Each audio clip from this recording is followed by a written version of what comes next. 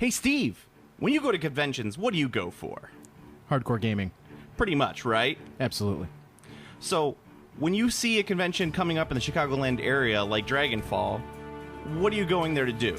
I'm going there to play some games. And that's right. So, for those who are interested, Dragonfall is a 2-day gaming convention, October 15th and 16th at Pheasant Run in St. Charles. This is the second year. They are having 2-day 40K championships with the ITC format at 1850 points. They're also going to have a 2-day event for Kings of War, one of your favorite games. Nice. And they're also having a 2-day X-Wing event and a lot of single-day events, including Infinity, Bolt Action, Ninth Age using the Ninth Age senarios, Arena Rex, which is... Arena Rex! I was going to say a game that we both love. That's a good one. X-Wing Hangar Bay, and X-Wing Trench Run, which was at the Bolt Action Room in Adepticon, if you saw it, which was a neat-looking table. If you guys are interested, you go to www.dragonfall.com. That's dragon-fall.com, where you have all your information needs. Hello, Steve. Hello, Jill.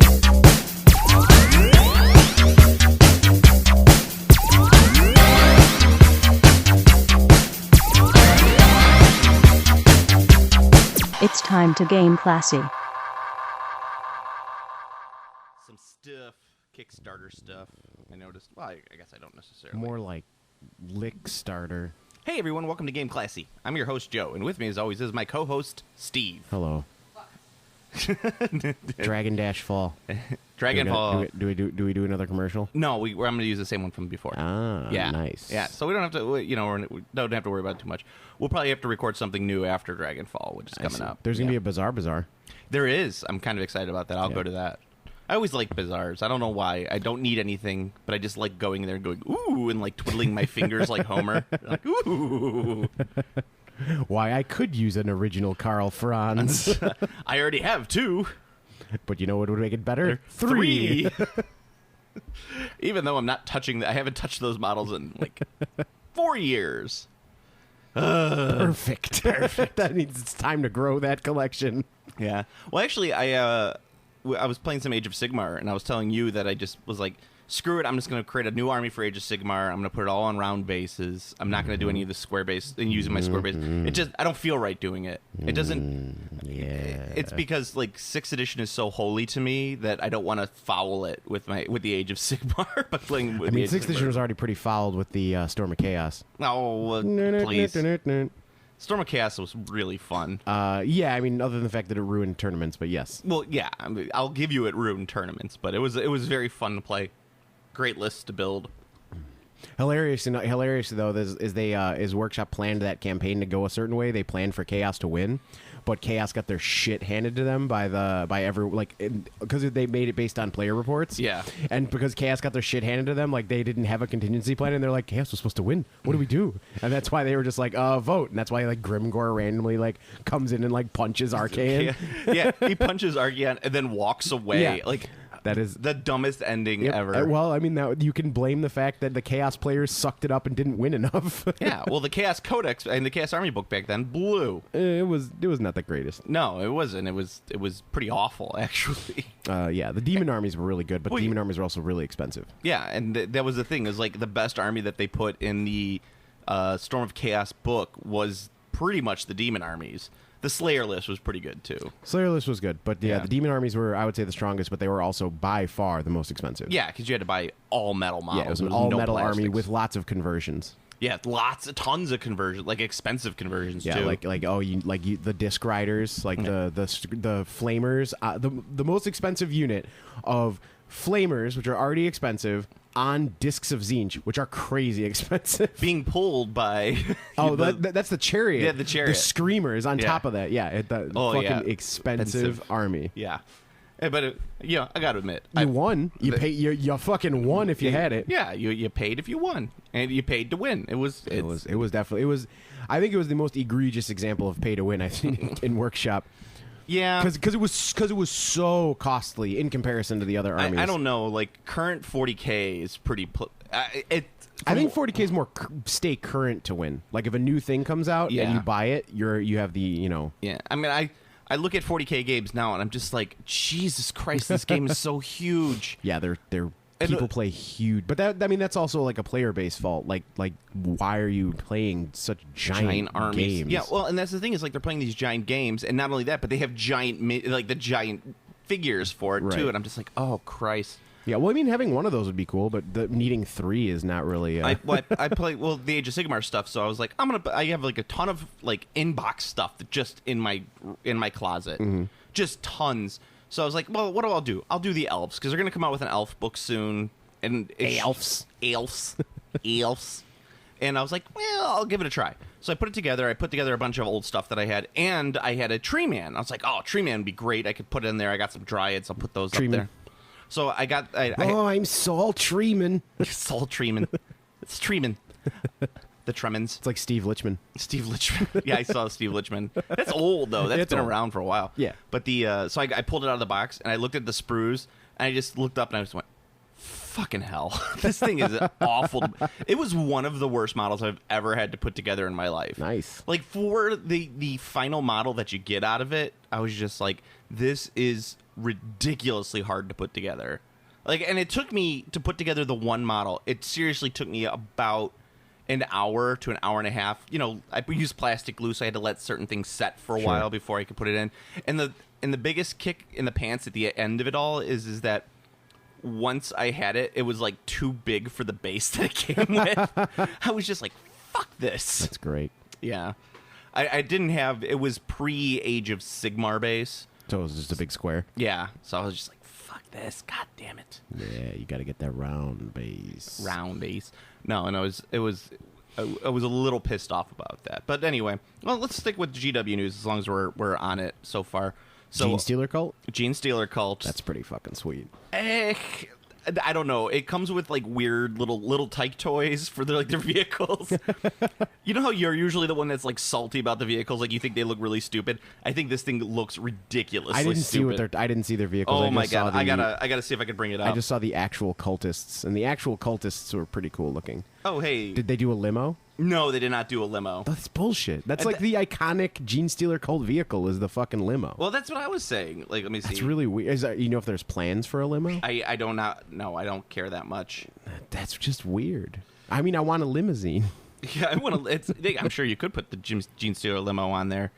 Let me see. I'm trying to pull it up. It looks literally like a little Tykes toy. That's awesome. Yeah. Yeah, guys. I only saw the figures, which look good because they're just Gene Stealer cultists. Yeah.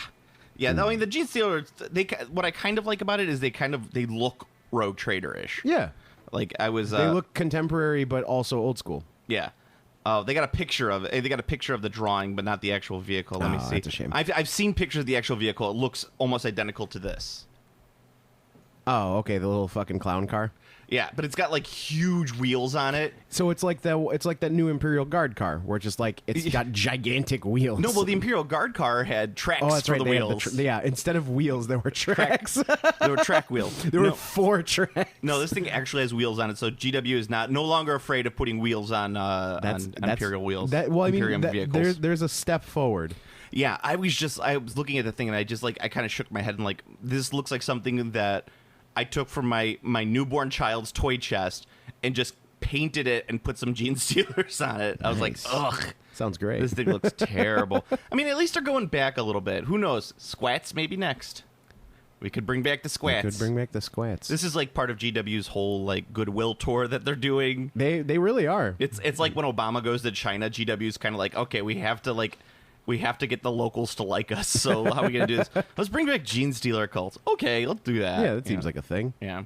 I mean, for 40K, they've come out with a couple new armies as of late. Yeah, I mean they've been dumping the new factions for sure, like the Skitari. Yeah, isn't that just the Adeptus Mechanicus? Yeah. Why did they call it the Skitari? I don't know. Who knows? It's so weird. It's stupid. It's a stupid name too. Yeah. Skitari. That is the most inconsistent model range I think I've seen out of any army for workshop. Is like there's some figures that I'm like, those are fucking sweet, and then there's other ones where I'm like, that's the stupidest. Yeah, I kind of agree on that one. Like I love all of like the basic troopers. I think they look. Oh, the basic troops look awesome. Yeah, and some of the vehicles though are really bad. Yeah, the Spider Walker's okay. Yeah. Some of their robots are very odd looking. Like they just look out of place. I'm not a big fan of walkers in general for any sort of game system. So like, I like when vehicles in. I like when walkers are weird. Yeah, I guess, but I mean, what I like is in any game, and this is really weird, and I know you probably won't care about it, but I like it when there's some consistency amongst like tech of like a faction where it's like, okay, I could see how this evolved from this and this, and like their kind of combat fighting doctrine and stuff like that. It's really dumb, but it goes back to like my fantasy science fiction roots. Wouldn't their thing be like the extrapolation of the fucking Imperial Guard walker? Well, yeah, kind of, but I mean, I'm not specifically with the Skitarii, but any sort of faction. Like what I like about Space Marines is most, like, let's say 75% of all Space Marine stuff. All their looks vehicles are blocky. Yeah, it all kind of everything, even their flyers are blocky. It all evolved from like the same doctrine. Like some of the flyers look awful, but they're blocky. But they're blocky, and I could kind of see and everything they have is blocky. Where it evolves from, right? You could kind of see like this leads to this, leads to this, leads to this. I like that. Certain games are really terrible about that, where you'll have something like let's say you have like all of the Space Marine tanks, and then all of a sudden you see their flyer and it looks like a Tau drone, and you're just like, where the fuck did that come from? Yeah. That does not look right. It doesn't. Yeah, it the doesn't Space Marines fit. have looked visually consistent. You want visual consistency. Visual consistency, yeah. I mean, that's like a problem I'm having with a lot of like weird war games lately. You know, like K-47 or Secrets of the Third Reich or anything like that. Conflict 47 is a perfect example. You have all of U.S. tanks kind of look relatively similar. You have a similar design. You could kind of see the evolution of the design. And then all of a sudden they have like, Clockwork Goblin designed a walker for the U.S. infantry, and this is where it is. Well, where the fuck did this come from? There would be an evolution. Like, they wouldn't just have a walker. There would be like previous incarnations of this walker that were less effective to come up with the new one. Crappier one. Yeah, so it doesn't make sense for all of a sudden in 1947 for the U.S. to have this fucking walker. It's stupid. It's a stupid concept, and I hate it. And it's like, why would a walker be effective at all? If walkers were effective in combat, we would have designed it to, already. It wouldn't have just been like an idea that they threw out there. I think we just logistically can't put walkers together that are reasonable. Yeah, you would need a technology that we don't have at this time. Exactly. So that's like, why is this in this fucking game? It's stupid. Maybe later. I think if you have grasping appendages, you could create a very effective walker. Something that could just, because the concept is like you need to go over like weird terrain. Yeah. But I don't think considering we're on a planet, like, so the World War II one makes no sense. Yeah. A space version of a walker makes a little bit more sense because your terrain is a lot more, whatever. Like, who fucking knows? Well, and that's why I always kind of like Star Wars, the original trilogy. Let's not get into the prequels, but I mean, at least like you have the AT-AT. Okay, it's a stupid vehicle. It doesn't make a ton of sense, but it looks cool. It looks really cool, and they make the little AT-STs, which kind of look like similar in right. design structure. So you're like, okay, I get it. This kind of makes sense. This is what the Imperials go for with a lot of their stuff. And now it's just like, fuck, who cares? Let's sell some toys. Oh my god. So the Rogue One stuff. I know you're not super excited for Rogue One, but you like Rogue One looks good. It looks decent. Rogue One looks like it's going to be my favorite Star Wars movie. Yeah, because it has none of the things that I don't like about Star Wars. Well, maybe at least according to the trailers. I hate Jedi. I think Jedi are fucking stupid. I don't think there'll be any like Jedi. There's one guy who's like Force sensitive, which is not the same. Yeah. But the toys. So my daughter loves Star Wars toys. Because everyone argues that Han Solo is Force sensitive anyway. So that's a stupid argument. Well, it made sense before midichlorians. So they're coming out with all the toys for it, and I think it's September 30th. They're all dropping, and I'm gonna pick up some of them because what I like is that there's a female lead in there, and that's always great for my daughter. I'm very excited about that. You think Lando's gonna be in it? Oh, I hope so. I hope it's Donald Glover Lando too. I see some Lando. Well, I was watching Star Wars Rebels. You ever see that cartoon? Mm-mm. It's not bad. It's very kiddie, but it's kind of fun. And Lando shows up in there, voiced by Billy D. Williams. Nice. And I'm like, Penny, it's Lando. And she's like, who? I'm like, God damn it. Yeah, I'm not gonna know who Lando is. I'm like, you've seen Empire. She's like, yeah. I'm my favorite. Empire's lame. He's not in Force Awakens, so I don't care. That's the only one she cares about. But they're coming out with the AT-AT, like a new toy based on the one in the movie. It's called something different, but it's remote controlled from your phone. So you buy an app and you can control it from your phone. BB-8? Yes, I'm like, Oh man, that would be so cool. But it's like $200 and something, and I'm like, I'm not gonna buy this. It would be something for me, and I don't want my kid playing with it. So Yeah, this is my toy. my toy. Most of her toys are my toys anyway, but we put up with the illusion that they're hers. It's okay. Yeah.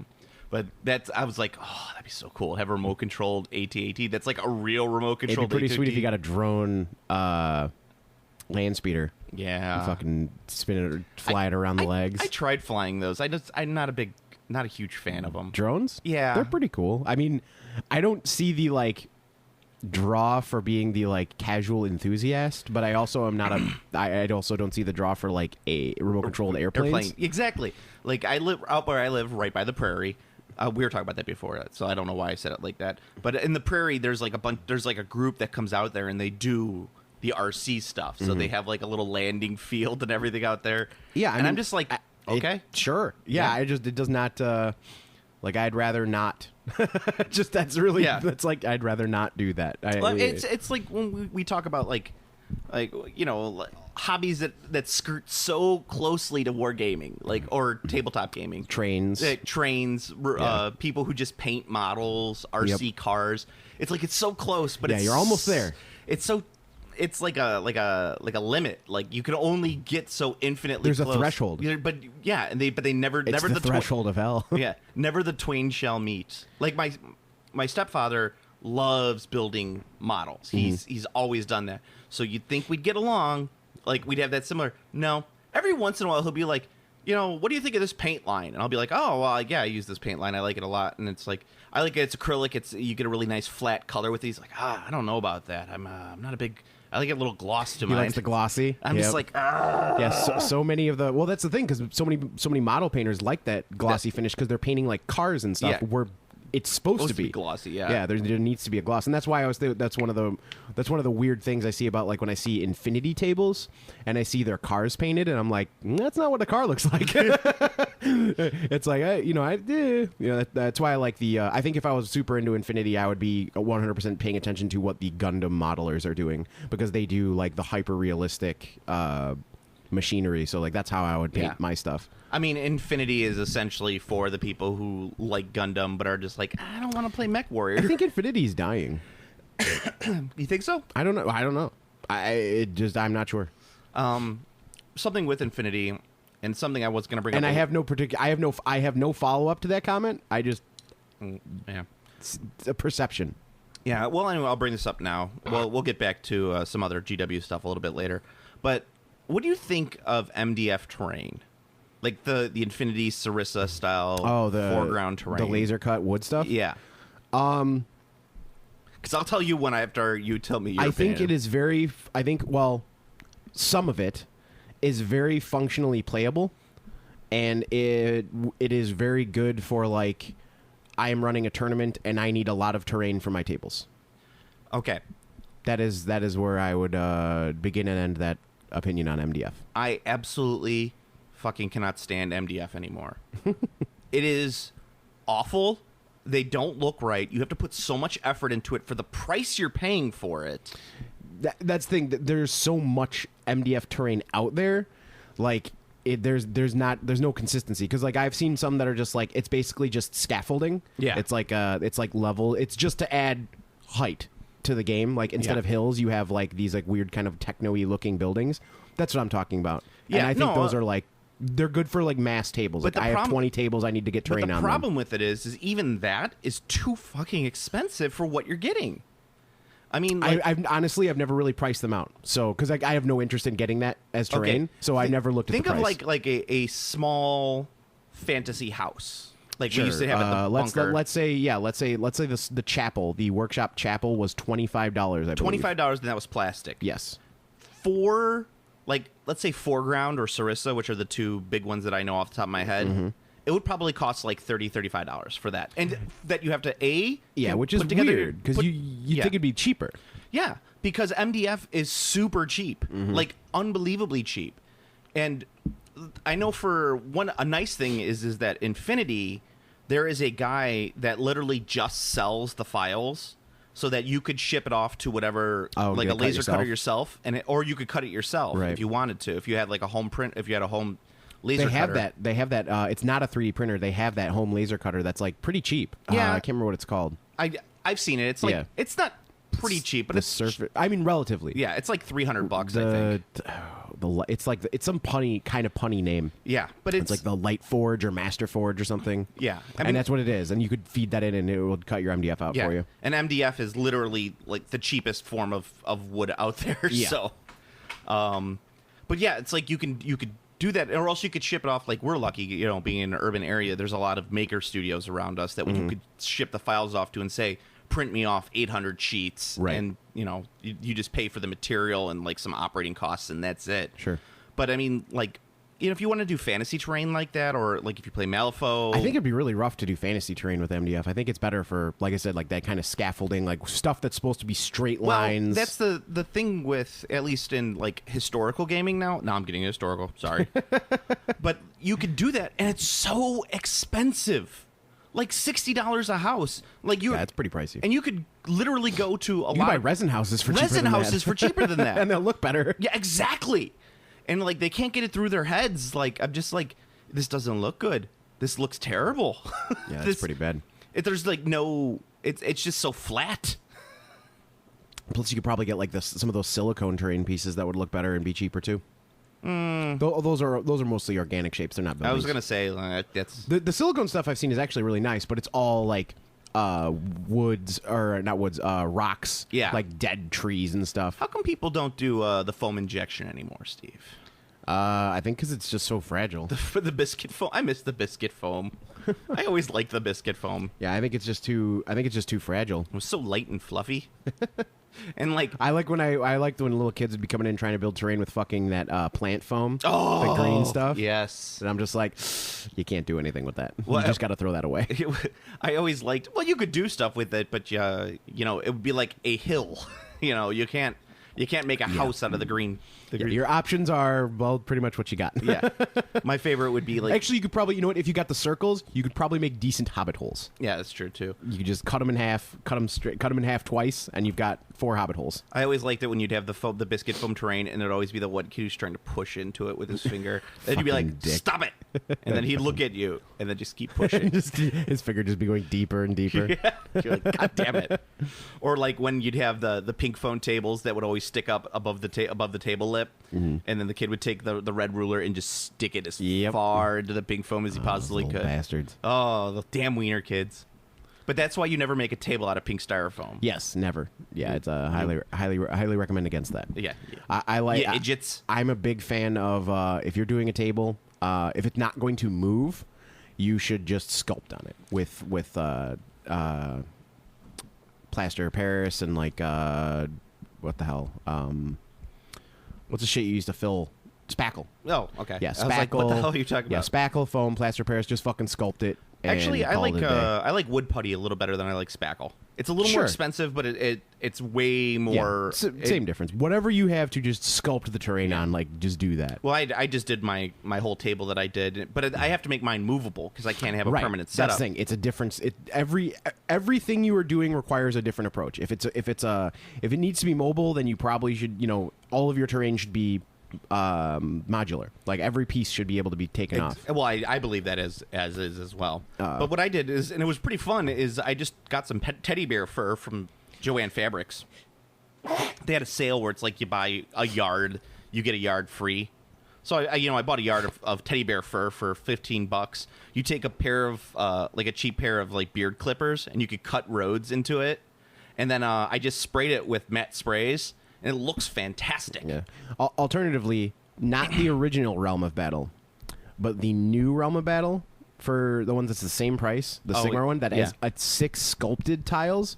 That's also a viable alternative. And it's still expensive. You could build one for much cheaper, but it's way better than their previous one that was just flat and super expensive. This one at least is like sculpted. It's very interesting, and it's got like there's like fucking rules you can use for it. So like something to do with. My biggest problem with that is it's just so bulky. Like you haven't carried those tiles around. Yeah. It's kind of ridiculously bulky. I think it's meant to be like, I don't know if it's meant to be as like that kind of transportable. I think it's meant to be something that you can have set up in a room, and then if you need to take it down, you're just like, boop, boop, boop, you know, put it away, and then like you can put it back up. I don't think it's I'm not sure, like, because they don't really, you know, the workshop's just like, it's a table. Like, they don't really have any marketing past that. So I don't know if the like conceit of that design is like, you could just pick it up and put it down, pick it up and put it down, pick it up, because that's definitely not. See, you should be doing like a GW commercial where you're saying that, like, pick it up, put it down. Yeah, pick it well, up, put I it don't down. think that's a viable use of that product. No. But I do like it. I think the terrain looks very nice. I like that it's sculpted. It's cool. I wish they would do one for like a little more variety. But I mean, at the moment, I like it. GW's terrain has gotten too crazy for me lately. Like to the point. I really like the realm gates. The gates are really cool. The Ophidian archway is a bit much. I mean, like, I appreciate what they did, but I mean, it's just so kooky for me. I mean, the realm gates make sense from a game standpoint because you're supposed to use them as like a teleport thing. Yeah, which is cool, and like that's an interesting addition to like your gameplay. Like having like warp zones on the board is pretty cool. And boop, boop, boop, boop, right, yeah. And I saw my idea is that you would have like if you had a 4x4 table, you can have two 4x4 tables, and you could just have one warp to the other table. Like that'd be cool. Like have one in like the center of the board, and then like have you have to like get to it and get to the other table. Just be something interesting and fun. Sounds more fun than it actually probably would play. Don't know. Yeah, because most of the time Age of Sigmar just ends up as a big scrum in the center too. Well, this would not be the scrum in the center. Yeah, I'm just saying, like, that's generally what it ends up being. Sure. Yeah. That is a thing. I mean, it's like once you are engaged in combat, but to be fair, most war games end up being a scrum in the center. I'm not arguing that. I am not arguing that at all. That is absolutely true. Which is why I think putting a realm gate in the center of the board and making you have to go across another table would be interesting. But you're making gamers have to move. That's the problem. That's true. They'd be like, this is garbage. This is garbage. Oh, and officially, having come back from the Star Trek convention, I can say per capita, Gen Con absolutely crushed the Star Trek convention as far as the Freedom Scooters. Yeah. The TFT dubs. TFT dub presence at Gen Con is far, far greater than at Star Trek. Yeah. Yeah. In case anyone's wondering what TFT dub stands for, that is TFTW, which is too fat to walk. Yeah. Yeah. So there was that was way more at Gen Con than at although there was one uber fatty at the Star Trek convention, and he ran over Marina Sirtis's foot. Ha!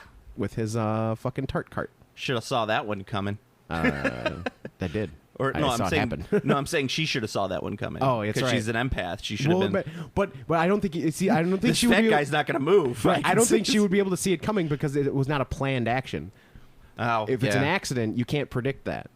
Well, she could read his thoughts and he'd be like, I'm not moving. Tacos. This guy's not Beef moving. And cheddar. This guy's not moving. He's too into his tacos, and then she would move it out of the way. But poor Marina Sirtis. Yeah, but she seemed to be okay. Gates McFadden thought it was the fucking funniest thing in the world. She was fucking laughing her ass off.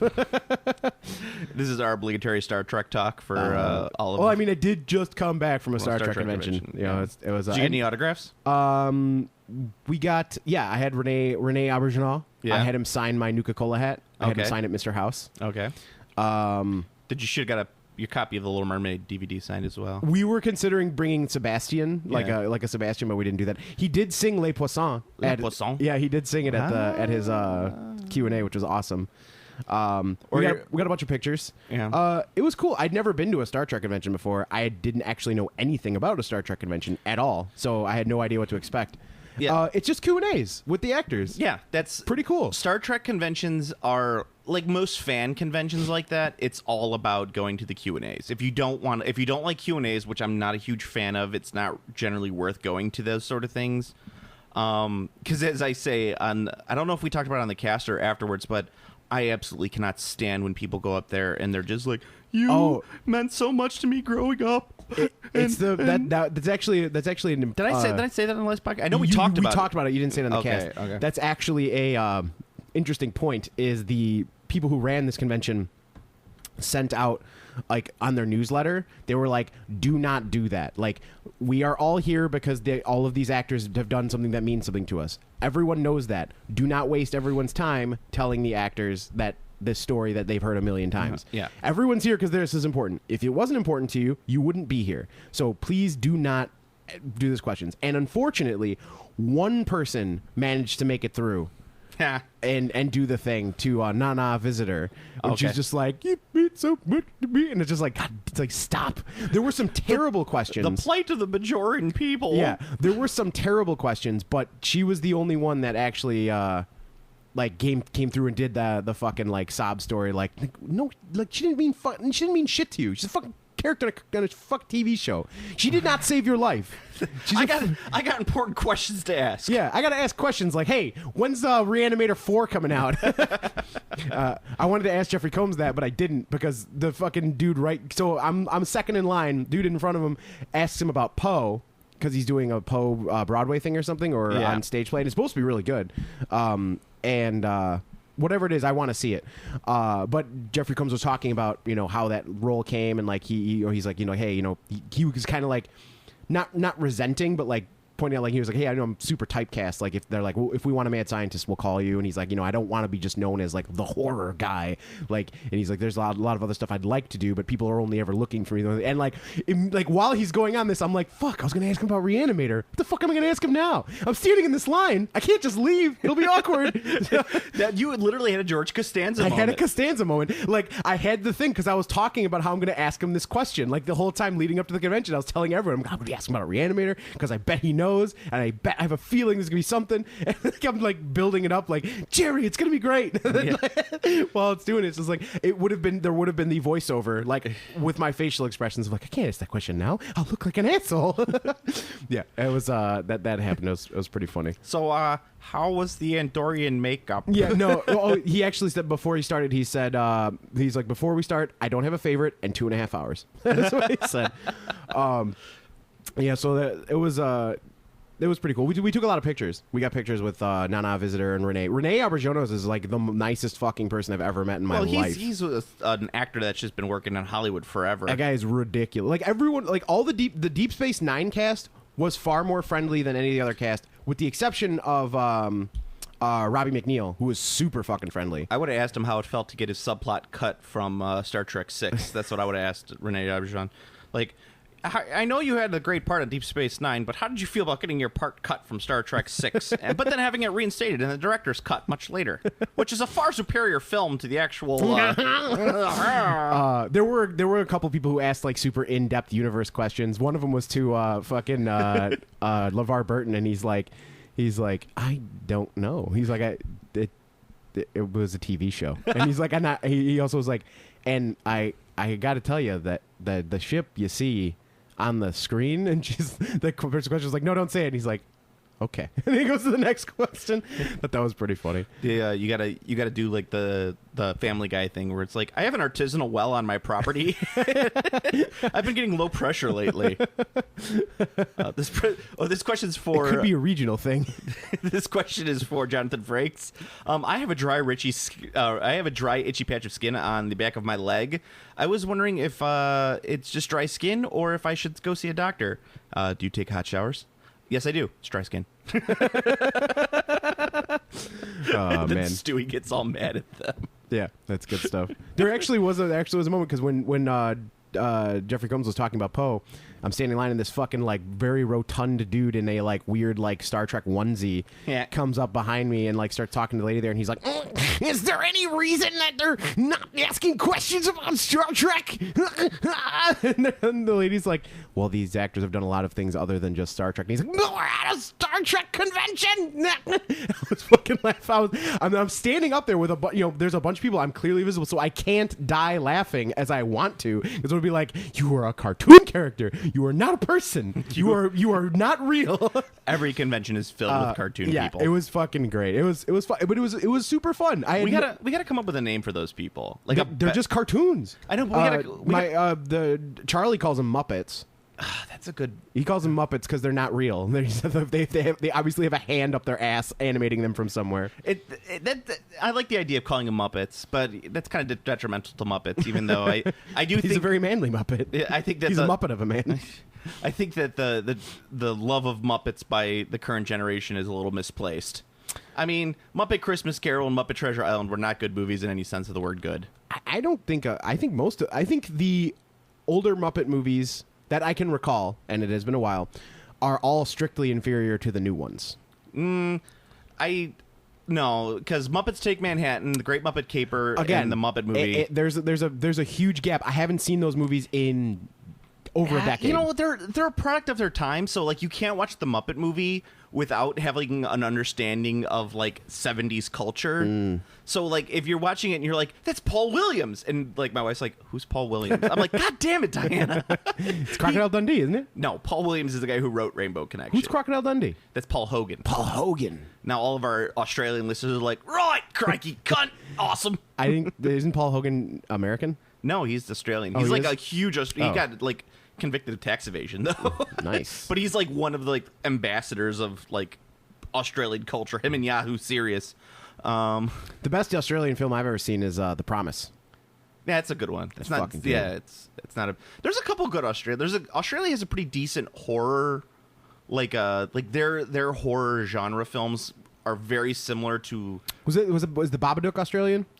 I think so. I like the Babadook. But their horror films are very similar to early Carpenter, like Last House on the Left. They like that like really crazy slasher. I actually just watched The Conjuring 2. I like that movie a It was good. lot. It was good. I enjoyed it. I was That scene where he's talking to her and it's blurred out. You know, like she's blurred out, and then he's in focus, and the thing is blurred in the back. and then it's like they create. That was one of the best. The camera work in that movie is fucking great. That was one of the things. James Wan, or it's James Wan, right? Yeah. Yeah, No, he is like the tension he builds with his camera. Yeah. Is unbelievable. that was one of that was one of the things. It's like like you think you don't notice camera work when you're watching films, but when you see expert and I'm talking like S+ tier, which I would consider The Conjuring 2 S+ tier, which I would considering the Conjuring 2 to be.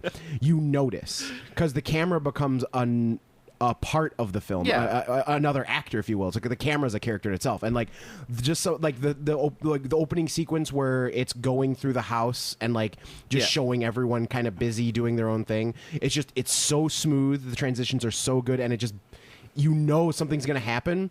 That was brilliant, and that's you can't fake that, and you can't. No. There's horror films that try to do what he does and fail, and I was very impressed because normally that's not something I notice in a movie. Did you see the first one? Yeah, it was great. Yeah, I'd like the first one. I thought was fantastic. So when the second one came out, and I saw that it was pretty much all of like the same, like the director and everyone most was of the the same. cast.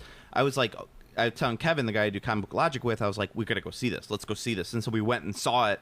We were gonna go see Teenage Mutant Ninja Turtles for the podcast. And we were like, fuck it, let's go see Conjuring 2 instead. You made a wise choice. And we were like, this movie is fantastic. Yeah, it was really good. So I mean, it was really cool, and I was like, and I actually noticed. I was watching. I'm like, damn, the fucking camera work of this movie is great. Yeah. It's not. That's not something I normally notice about a film, other than like something directed by Tarsem, which is like all fucking visual. Like the stories, or The Fall actually is a pretty decent story, but like the Cell's story is but the visuals are fucking great. Yeah, I mean, I would prefer great camera work in a non-fancy pants visuals as opposed to like crazy visuals. I'm just not a crazy visual guy. I like them. I'm like, ooh, that's pretty. But then at the same time, I'm like, meh. Well, I didn't think the Cell's story was bad. It was just mostly like it was just kind of weak. They took Buffalo Bill from Silence of the Lambs and just went into his head. Did a sci-fi thing, right? Yeah. Where do you come from? Where'd it come from? I love it. You know, big fat woman, right? Oh, yeah. She's a portly woman. Goodbye, horses. Fuck me. I'd fuck me. Why does your Buffalo Bill sound like Philip Seymour Hoffman? I don't know. Oh, because they're the same person. But yeah, it's Philip Seymour Bill. Oh. But yeah, like those type of people. Like we're getting back to what I was saying about the Muppet people. It's just like it's hard because you're just like it so dominates their life. Like that's their thing. And that's all they try to be. It's just too much. It's like, dude, I understand. You can love the shit out of something, but like it's that threshold where you like, much like the terrible episode of Threshold. Voyager. Worst episode of Star Trek ever. It's like that one and the hippie one are like for me, they're the duel. No way. I love the hippie one. I think that episode's so bad. It's bad. It's stupid, but it reaches levels of camp that make it enjoyable. Threshold. I guess Threshold's just actually bad. Your argument of going all the way around. Yeah, that's fair. That's fair. Yeah. Minus that exception, I think they're both quite terrible. Let's get back to some gaming stuff. I know. Speaking of gaming stuff, I was super disappointed to find that there was no Modiphius wasn't there. I was hoping that they would have something there, but I guess they're not really doing a lot of promotion for Star Trek. They don't have right a now. ton of stuff available to see. Yeah, so. it's all Mutant Chronicles right now. They're doing the remake of the Siege of the Citadel, and it was kind of funny. I loved Siege of the Citadel. That was a game I had as a kid. I fucking loved that game, and it was really. I had an interesting moment because I saw that they're redoing it. It was like all the new models, and the models look great. Like, it looks fantastic. And I was like, you know what? I'd rather just buy like a fucking copy of the original game. I was like, I'd like the old one. It was just kind of weird. I was like, I'd buy a reissue before I bought a remake. Yeah. Just because that game, I don't know. It's like a. It was just because it was just such a point in time game for me, and the game was bad. It wasn't a good game. No, but it looked cool, and like the figures were neat, and it was kind of like it was one of my first forays into like heavy miniatures based board games because I had like 40K models here and there, but I never played it. Like I had Eldar mine was Jet X-Men Escape from the Danger Room. Oh, X-Men. Were there a lot of minis with that? Yeah, well, they were like really big. They were like. I don't know, 54s. Oh, okay. But they were like, and the game was awful, but it was just like really nicely sculpted X-Men figures. Okay. And I remember painting a bunch of them for my cousin who had it. I was like, I want to paint these figures. Nice. And he was like, okay. So I painted it, and he never like did anything with it. But I was like, if I got a copy of that, I would repaint all the figures to like look like seriously nice. Yeah, my neighbor had Hero Quest, so like I played the shit out of Hero Quest with him, yeah. and I was like, this is awesome. And then I got Siege of the Citadel, and we played Siege of the Citadel, and it was just cool. I don't know, it was just, and it was just. I think that was like when I saw that they were redoing it. I was like, there's just no way they're gonna make it as good as the original because like. It's they can't make it as bad to be as good as exactly. the original. Like you can't, that was lightning in a bottle, like to have that level. Because I mean, I had no interest in Mutant Chronicles, knew nothing about it. Didn't care about the game Warzone or whatever it was, but like that Siege of the Citadel was like I would have friends over on Friday. We'd be playing fucking Siege. We'd play Dragon Strike. We'd play Omega Virus. And we'd play Siege of the Citadel. And you were like, I don't really care about any of the background of this stupid game. I don't know. Like this is Bauhaus. a fucking. What the hell this is Bauhaus? Bauhaus? A fucking. I liked Bauhaus because the dude has like the gas mask and he looks fucking awesome. Yeah, but you're like, hey, there's a whole other than a fucking 80s synth pop band. Yeah, it's like there's a whole 80s band dedicated to this. Oh, well, I faction. was listening to Kraftwerk at the time, so I don't want to be your sex object. Have no feeling, no self-respect. The great thing about Warzone was it was so stereotypical, like to like the nth degree, where it's like the Americans are capital and it's all about like money and mercenary work. Americans are like that. Yeah, and the British were the Imperials, and hoity-toity. They all hoity-toity, and they were all dressed like all their soldiers were dressed like doughboys from World War One, and like the Japanese were the Mishima. Yep. It's like we're a giant like 80s cyberpunk corporation. Yep. I'm like, oh man, I like the Mishima because they had the robot samurai. Yeah. William Gibson's rolling over in his grave if he was dead. William Gibson in the future is rolling over in his grave. Yeah. What was the and Venus was Bauhaus, the Germans. We are the Germans. We are very efficient. They didn't. The only thing they didn't have is you'd figure from a game from the 80s and 90s would have a Soviet army. No Soviets. Yeah. And of course you had the Planet X, the whatever those guys were called. The mutants? No, the demon guys. I don't remember what they were called. Oh, I don't know. And and don't forget the Vatican. The Vatican had their own, whatever that was called. I don't remember what it was. Yes, the Saints. Something like they that. They looked like Protectorate of Menoth. Yeah, they looked like Menoth. I think. Well, Menoth looks like them. Yeah. But yeah, it was Mutant Chronicles did it first. So. They totally had a pope. There was a pope figure that you could buy. Cyber Pope. Oh man, Cyberpunk. I love Cyberpunk, but I just can't read it anymore. It's so like old Cyberpunk does not age well. Of course not. Technology like that. It's just like it's like Star Trek. Like some of the technology is just like we have better stuff than that now, and then but others of it is like okay, there's no like. Well, no. The difference is Star Trek is so like just like I guess it's like... Well, it's so much farther from the time it was written. Yeah. And that's the problem with Cyberpunk, is Cyberpunk is supposed to be a near future. Yeah. So, like, when Johnny Mnemonic is like, I've got 32 gigabytes in my head, it's like, I have 32 gigabytes in my wedding ring. Yeah, it's like, that is not impressive. Well, so... A gaming console has a terabyte, and it's made for games. So, yeah, I have a... I have my PS3. I got to get a new one. My PS3's dying. I got to get a PS4. But I wanted to get a bunch of cartoons onto a flash drive for my daughter. Just plug it into the PS3. It's a great way of doing it. You don't have to worry about streaming it. Sure. It plays really quick, really smooth.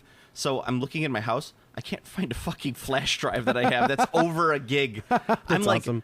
God, how old am I? Old-ass flash drives. I know. That's what I was like. I'm like, how old am I? Yeah, you'll be pleased to know that you can go and buy much bigger flash drives for almost nothing. Yeah, I know. Well, I ended up buying one like a $5 8 gig flash drive. And Yeah, I'm I like, know. Jesus Christ, It's fucking insane. What the hell's wrong with me? And there's nothing of importance in any of these flash drives. They just hold them around. I'm like, I could put like a fucking Word file on this, and that's it.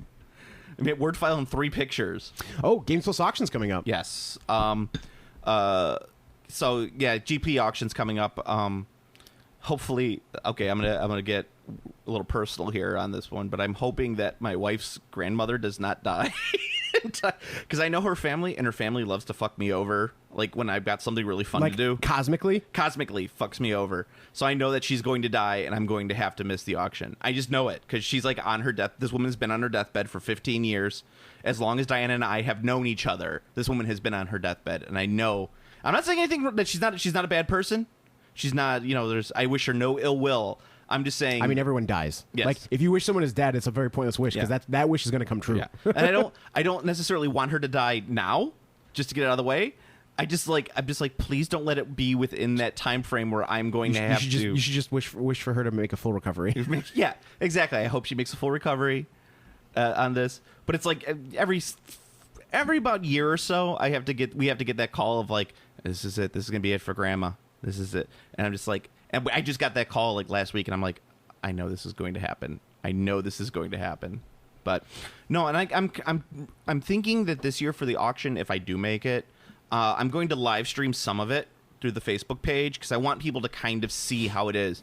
And I keep telling Floyd at the Games Plus, I'm like, just set up a camera and a computer, and you could stream it all you want. It's great. You don't have to worry about anything. Mm-hmm. Like, there's no legal consequences. It's not like someone's gonna, watch it and go like, I'm offended by this. It's not. You're not gonna offend anybody. Gaming auction. Yeah. I mean, everyone does it. It's great, and it's huge, and people would love to see it. Yeah, it's a really big deal. Like, there's a lot. Like, people come from kind of far to sell and buy. I'm gonna take Pat B with me. Yeah, Yeah, nice. he wants to. If he's in town, if I he's think not I'm in gonna be going Uzbekistan. this year. At least to the mini, maybe the RPGs. I'm only going to the mini auction. Maybe the RPGs, but definitely the minis. And I mean, I don't think anyone's gonna be selling Lamentations, because that's what I'm looking for. Yeah. I've razor focused my goal on collecting all the Lamentations books. Yeah. I want them all. Yeah. The RPG auction's kind of weird. I'd go to just get second D&D. Not a ton of it anymore. Mm-hmm. Like, I think most of that stuff is kind of out in disseminated. Yeah. I don't think like people are really like dumping their collections anymore. Right. But that's about it. That's all. And they kind of combined it, so it's RPG stuff with like Fantasy Flight games, like those type of board games, Okay. not like family board games or historical board games, Right. but those kind of like Forbidden Stars and stuff like Right. that, and all of that shit. Like, that's what resellers really go there and grab. You should be, because all those GW Fantasy Flight games, buckets of ducats. Oh, Baby. by the way, we're sorry for last podcast where we screwed that one up. No, I had no. I stand by everything I said. I said there's a possibility it might be happening, but Yeah. it would be very weird. And sure enough, it did happen, and it's it was very weird. Yeah, but the but they did mention all of the stuff that's been solicited. That was my thing. Is like they were like taking numbers for stuff that was pretty far out, which I was like, you think they would tell the distribution like, hey, this is going to go away. But all the stuff that's being pre-sold is going to release. Yeah. So like nothing, no announced products have been canceled. Well, as I say, what I'm looking forward to is when they do their big like GW dump off sale, because Fantasy Flight pretty notorious for doing this. They'll have a game when they lose the contract for it, they sell it for next to nothing, usually around Christmas time. So well, they dumped almost all their GW stuff on the last holiday, but I would definitely be looking for the holiday special this year. Yes, because they do a holiday sale every year. Yeah, and usually lasts like 3 days, yeah. and it's generally disgusting prices. So, yeah. Well, I mean, they did that with AT-43 when they bought it. Yeah, AT-43 when they sold it. When they sold it, yeah. AT-4, they dumped all that AT-43 stuff that was gone. Dust, same way, and that's why Dust took like Dust still hasn't recovered from when Fantasy Flight dumped it. Yeah, I think they're still trying to make a comeback because Fantasy Flight sold so much of that at cheap prices. Oh, it's just like what's killing Force of Will right now. Just like the prices are just so low. Yeah, the game can't sustain. Well, yeah, and so like when Fantasy Flight's going to do that, they're going to sell. So I would look for stuff like Forbidden Stars or yeah, I pre-ordered a copy of Forbidden Stars. Hopefully, I get it. What's the 40K Talisman?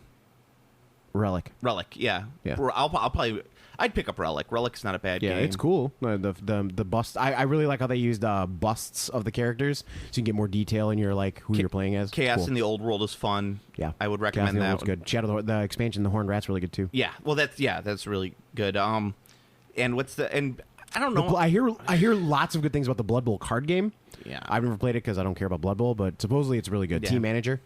Yeah, and then any of the RPG stuff, I'd pick up if they're selling it. Yeah, I just don't like the I'm really surprised about? RPGs. Now, this is me being an idiot, which it's like I'm the smartest man alive. Oh no! Oh no! Like I thought for sure the second edition Wifrip books.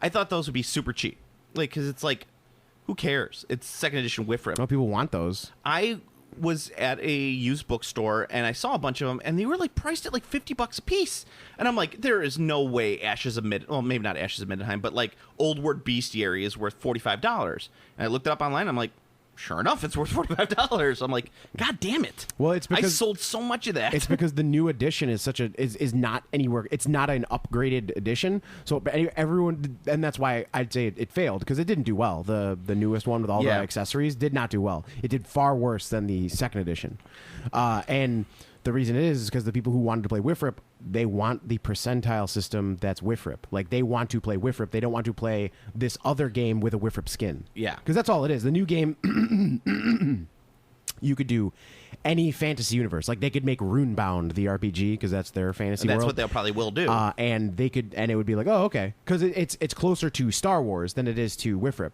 You know, so everyone who wants to play Warhammer Fantasy Roleplay is just like, I'm just going to go after the game that exists that I want to play, not this new thing that's not the game that I want to play.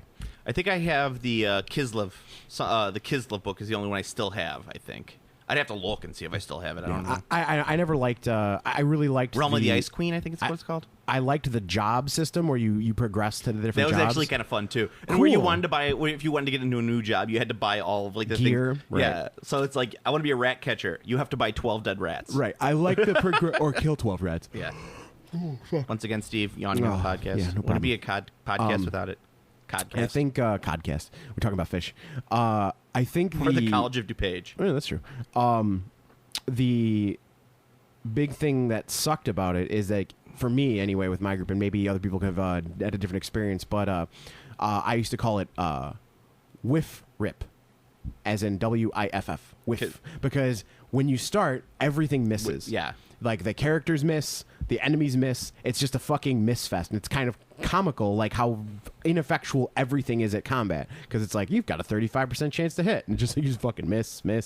So everyone was just kind of like missing. It was very obnoxious, and like the game was like combat tension was not there because everyone's just like, well, everyone's just gonna miss. Well, which is actually kind of funny, because you'd think that Wifrip would be the one that would be very combat heavy. Right. Well, it's supposed to be, but everyone misses, and then once there's like a threshold, like you go from missing everything to hitting everything, where all of the characters hit everything and all of the enemies hit everything, and then everything is just dying. It's like the most lethal. So there's no progression, and the scale is just completely off the charts. It was very awkward, and that's why I ended up not playing it for super long, because like we'd try to run it and it's just like everyone misses and people be getting frustrated, and it's like I can't fucking hit anything. Like combats would take forever because no one would hit, and then like one dude would get lucky and score a hit, and it's just like bam, and I'd kill a guy. It's just like, oh cool, but like, rather than be exciting, it would just be like fucking finally, like, you know. Nice. it was too much, which is,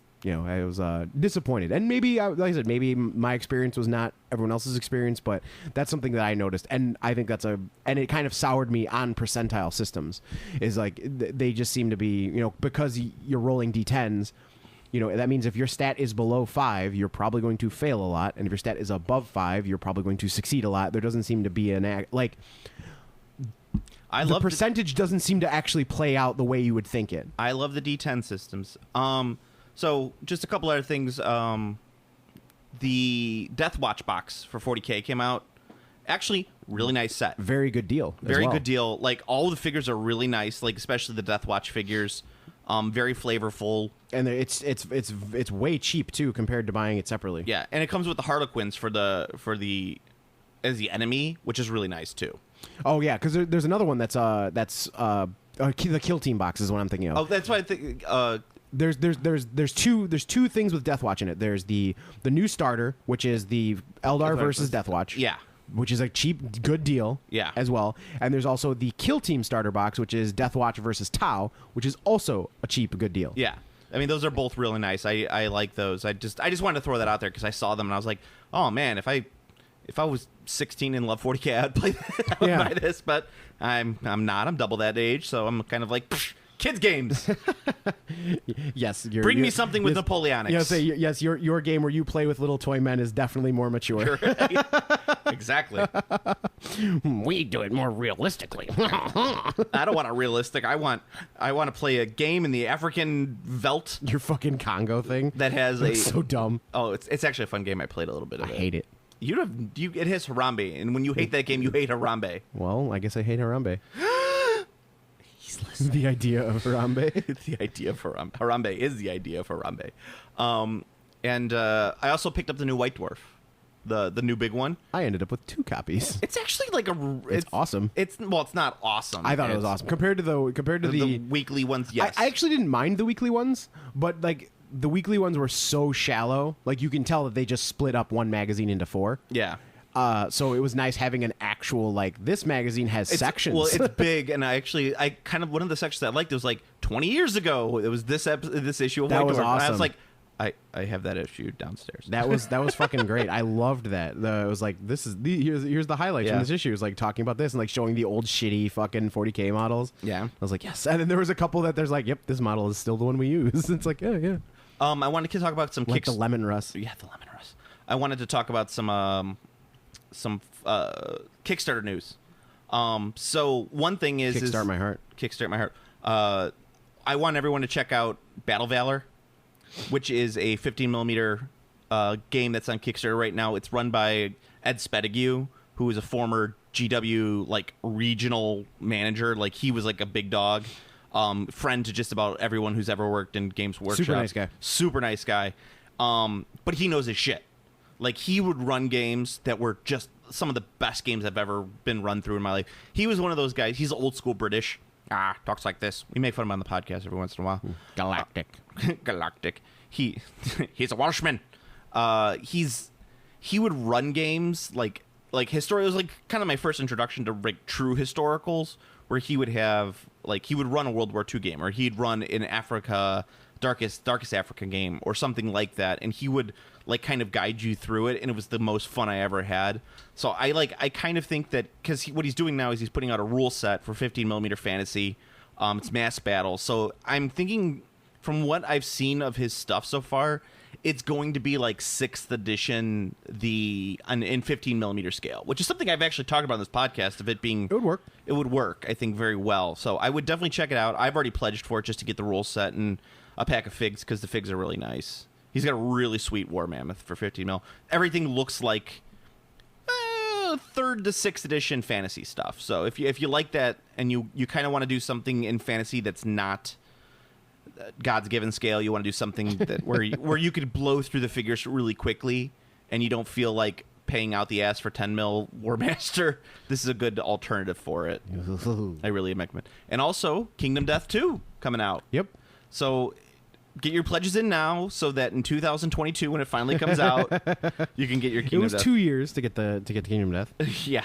I might actually pledge on it just because I just like the sculpt so much. But I mean, I could use another box to sit with my other box. It would be so funny if I get the Kingdom Death 2 Kickstarter box, bring it here, open it up, we look at everything, and yours, Kingdom Death 1, is still sitting in your closet. It will still be sealed. It won't. You'll be selling it soon, I bet. No, I actually discussed that. I discussed that with the other investor in my with my because that Kingdom Death is not 100% mine. Yeah. It is I went halvesies on that, and I discussed. I was like, hey, this thing's selling for fucking money on eBay, like real money, and he was like, nah, I think I'd rather play it, and I was like, all right. So I'm not going to sell it. And I'd rather play it means that it's sitting in a closet. I mean, he'd rather play it, but he's not going to put it together and paint it, so it's going to sit in the closet until I get around to it, which is who fucking knows. Well, anyway, on that because I mean, I'd rather have the money, but whatever. So, any other? Although the game's supposedly really fucking good, so yeah. And actually, I was talking with my barber the other day. He's having some people over to his shop to play a Kickstarter game that I guess was created by a couple local people called Witchborn. It had already gone through the Kickstarter process. Looked pretty interesting. I don't know. It's kind of dice-based combat system. The minis they're not proprietary minis, so you could use any sort of generic fantasy minis that you want. But it's all based on like mats. So when you buy the game, you get a bunch of play mats, and that's how you do it. It's very interesting looking. That's weird. I would take a look at it if you're listening.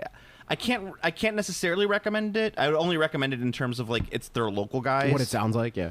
And so I would, I always support your local gaming people. There's a lot of good gaming people. I love Tiny Epic Kingdoms. It's a fantastic game, and that guy's local.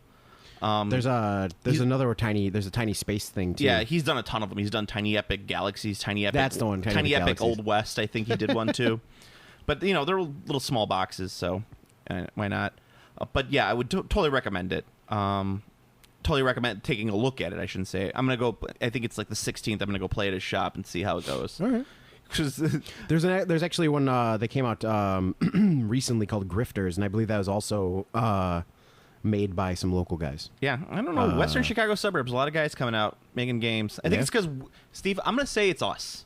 The GW Bunker. I thought you meant like personally, like the two of us. Oh well, yeah, that too. But I'm saying is like we were instrumental in creating the Chicagoland gaming community as it is now. I think we should take some credit for it. I'm not going to take any credit for that. Oh. If they were making a bunch of miniatures games, maybe. But you're like, it's a card game. It's about sports ball. I don't want to deal with this. It's a card game about sports. Sounds stupid. It's stupid. It's like, your friend made this. You know the person who made it. He's a nice guy. You like him. That's still stupid. Just smack it out of his hands. Yeah. Your game's dumb. Stop talking about sports, you idiot. That's the hardest thing ever is like when you know the person who created the game and you know the game is terrible. I'll tell them their game is shit. I would hope that's the thing. Like, I don't want... If I made a game, which I'm, perpetually fucking working on, like, quote-unquote working, I, like, jot down ideas and never do anything past that. I have some fucking really good ones, too. But anyway, if I gave my game to someone to test... This is all just Deep Space Nine, the RPG, Steve. Well, the idea I have is it's a... maybe miniatures, but using cards to test with it. At least a game where you have a character and you have 5 summoned like demons or whatever, and then that's the idea. And like I think I'll just try it out on a chessboard. I have got to get past the prototypes, but like I have a concept, so we'll see. Basically, my idea is that you build a deck, but instead of having to build a deck like with Magic, where you have to like put cards together and like figure out how to build your deck, you choose units like an army. And they just give you cards, and then that makes the deck for you. Huh. So the deck's pre-built when you're playing, and then you use the deck to play with the figures. Yeah, that's one of the ideas. But anyway, kind of like Battle Lore. If I made it and I gave it to someone to test, and it was shit, and they didn't tell me it was shit, I would be fucking furious. Well, that's different. That's to give it a test. I mean, after you create the game already and it's out there, to have someone if the game's created and it's then who cares? Like, I care about at that point I care what the market says, because someone can tell me that game is shit, but if I'm selling 100,000 copies, I'll be like, okay. And that's how Cards Against Humanity plays. Yeah, exactly. Like Cards Against Humanity is a non-game, and it's probably the most successful thing in the tabletop sector that isn't a IP like Magic or 40K. Just wait till they come out with Cards Against Humanity, the miniatures game. There's just no miniatures in it, just empty boxes. Cards Against Humanity, the miniatures game. Cards Against Humanity, the RPG. Cards Against Humanity, the flamethrower. Actually, if they did a Cards Against Humanity minis game, which didn't have any minis, like if it was called Cards Against Humanity, the miniatures game, and in parentheses with no miniatures, and it was just empty boxes, I bet you they would still sell it. Yeah, they probably would, yeah. I mean, they did sell literal shit. Yeah, but that's different. I would buy literal shit. Did you? No, but it'd be good for growing mushrooms on it. No, I think it's like sterilized. It's totally sterilized. It was like vacuum sealed and shit, so it wouldn't be good for anything. Oh yeah, that maybe not. No, you get a good cow patty. You can grow some psychedelics on it. Delicious cow patty. One pill makes you smaller and one makes you large. Unacceptable. Tell Alice what you have done here today is when unacceptable. It's 10 feet tall. I'm meeting you halfway, you hippies. Oh. It was not me, your old friend Wavy Gravy. It was I, Montgomery Burns. What I was smoking was, what's he say? Was harmless tobacco. All right. So go to planetarbitrary.com for your Planet Arbitrary needs. You can follow me on Twitter at Planet Arbitrary. You can follow Steve at Play on Steve. You could like our sister podcast, Play On Podcast, where Steve and Pat talk about video games and like how no one's playing No Man's Sky anymore. And inappropriate touching. Now, we don't talk about inappropriate touching. We do inappropriate touching. Well, that's great for a audio only podcast. Well, yeah, you describe it. Some people are very stimulated by the auditory sound. Like, and now I'm touching your butt. What about AMSR? Your butt is flopping around in my fingers. Yeah. Doesn't ASMR go like this? I think it's like it's supposed to be a really calming sound. Like it's not exactly a whisper because a whisper sounds somewhat aggressive. So rather than a whisper, it's more of a very monotone. You have a very kind of not necessarily feminine, not necessarily masculine tone to your voice. That's the idea. And then you talk about things, and a lot of them are very strange, and they're just reading. Like you would grab a rule book and read it. Yeah, that's what we should do. We should do Game Classy ASMR. And what we'll do is we'll read rule books. We don't the old out of print rule books, so we don't get sued. Oh yeah. So and also if you do like, comment, and subscribe on iTunes or on our YouTube page, if you leave a negative comment, I am going to look at what else you've commented on, or like videos that are in your favorite section, just so I could see like what kinky shit you're into, because that's like one of my number one things. Like I'll ever look at someone and be like, this podcast is stupid, and then the only other videos that they comment on are like foot fetish videos. Nice. I'm like what's going on here? It's like, were you hoping for foot fetish on this podcast? Because maybe I don't have a foot fetish. No, I'm just saying it was like that's what the guy would. I don't think feet are gross, but I don't. I'm foot neutral. I'm just like you. Same. And I just it's don't. just kind of like it's their feet. You walk around on them. Yeah, that's what they're for. It's like butts. I do like butts. Yeah. Also, Dragonfall, dragon-fall.com for all your Dragonfall needs. Dragonfall needs. It's going to be a big tournament, group of tournaments in the local area, as well as having a Bazaar, which is exciting. I saw that update, and I was like, ooh, Bazaar. Now we're talking. Yeah. Now you got a reason to go, even if you're not playing in the tournaments. Which is, for me, because I can't play any tournaments right now, but I'm going to go to look at stuff for sale. I mean, one of my favorite things is going to, I know you don't like it, but the... what's the Little Wars in Chicagoland? Like they have terrible like Bazaar, but every once in a while I'll go there and I'll find an out of print rule set that I know is like worth $1 bajillion, and they'll be selling it for like $5. Like when we had the Bazaar at the bunker, and I bought the old Realm of Chaos books from that guy for $5 each, and they were like more than $200 at that time. I could beat that. My best Bazaar story. That was ridiculous. And I don't... every Bazaar purchase I've ever made is kind of that level of just insane, but I want to hear what you got. Okay. So, one year during... back in the day when they would do, like, the Chicago Golden Demon Games Day. They would, that was when Ed Spedigue was, like, running it, so he would do ridiculous things. Like the giveaways that he would do just because he's like, we got this product, let's get rid of it. Yeah, the fire sales and stuff too. Yeah. So there was a massive box of random blisters from stores that had, shipped it back to GW headquarters and was like done with it. So he had a contest and this guy won the contest, right? So he took all of the blisters that he wanted out and he had a box that probably had about 250 blisters of War Master. Oh shit. In it. I go in there and he was selling them for about $5 a piece. I looked at it and I just said, I'll give you $200 for that entire box. And he looked at me and he was like, sure. So I gave him $200.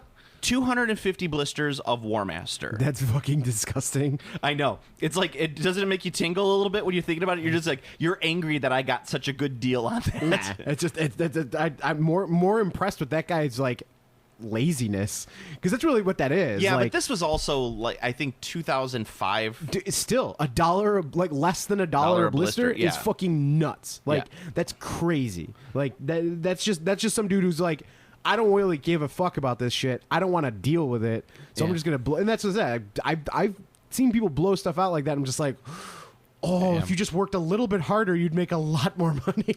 Well, but hey, if someone doesn't give a shit about the amount of money they're making, I am happy that someone took advantage of that. And even if it was you. And Diana and I had just started dating when that happened. But we'd been dating for a couple months by that point, but just started dating in our courtship. Was this the first time that she was aware of your itis? Probably. Okay. I went over to her apartment afterwards because we were watching something. And I'm like, while we're watching this, I'm going to be taking all of these figures out of these blisters and putting them in little plastic containers, just so you know. And here we are. Forewarned and forearmed. Here we are 10 years later, and our entire house is filled with miniatures. All I can say is forewarned and forearmed. So. Yes. All right, so until next time, Steve. Butt tingling action? I'm Tiny Rick, fuck! Game Classy.